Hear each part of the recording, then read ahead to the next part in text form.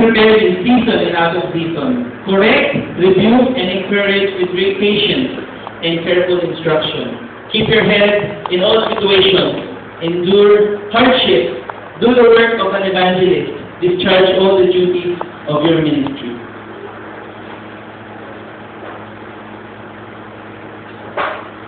Do you, in the presence of God and this congregation, number 1, solemnly pledge to serve this congregation to the best of our ability?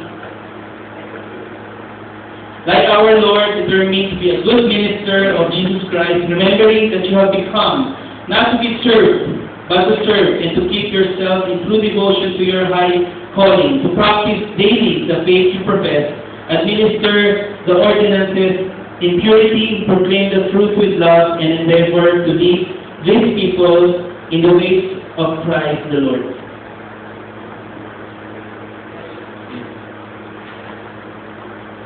Please kneel.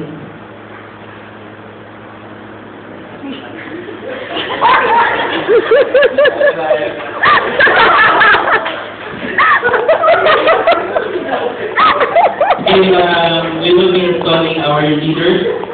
Una si Pastor John. Siya associate pastor is the one who will be our pastor to youth and missions. Kuya Randy doesn't want to be called pastor.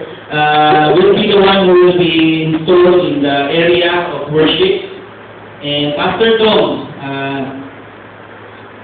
our finance officer, yun ang sabi niya, gusto niya.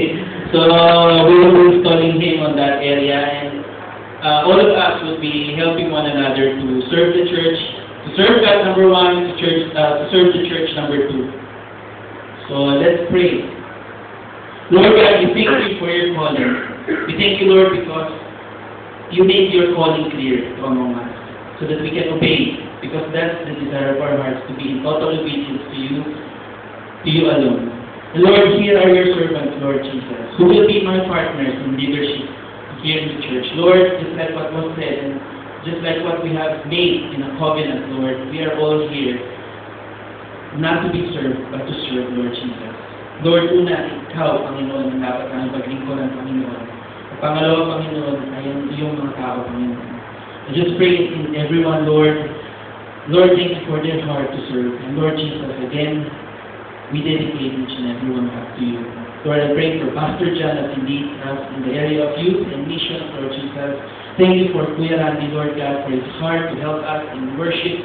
And for Pastor Dom, Lord, he's been our pastor for the past years, Lord Jesus. And right now, in humility, Lord, he still wants, Lord, to be of help, Lord, sa area ng finances. I just pray that all of us will just work in one goal, and that is to make your name famous and to make your name great, Lord Jesus, through our lives and through our work. And that is our prayer in Jesus' name. Amen.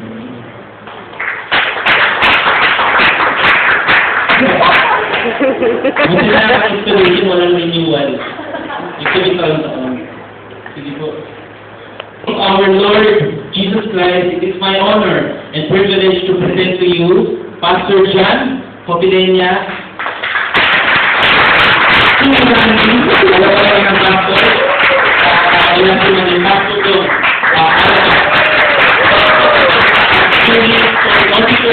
Leaders of our church.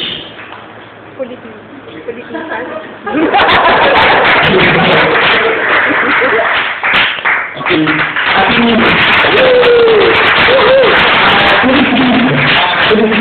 Our people track of appreciation. Meron ka na eh. Maganda yan. Basta lang.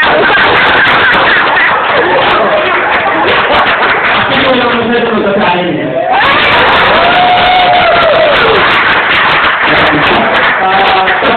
Bato player at Saturday na. Truly, ko na yung word, but we meant it. Puso namin. Maraming salamat. You will be part of the church. Let's go. Thank you, dahil mas matangkad ako dito.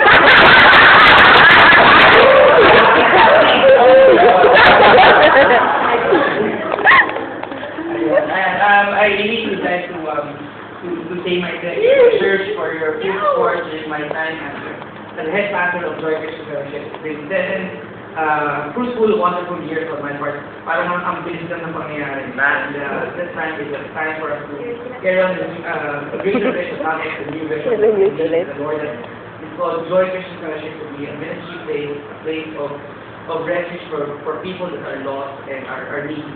And I believe that we carry on now to the leadership of Pastor Ray Alfonso. I fully support him. I fully am convinced that God has really gave us a pastor in him.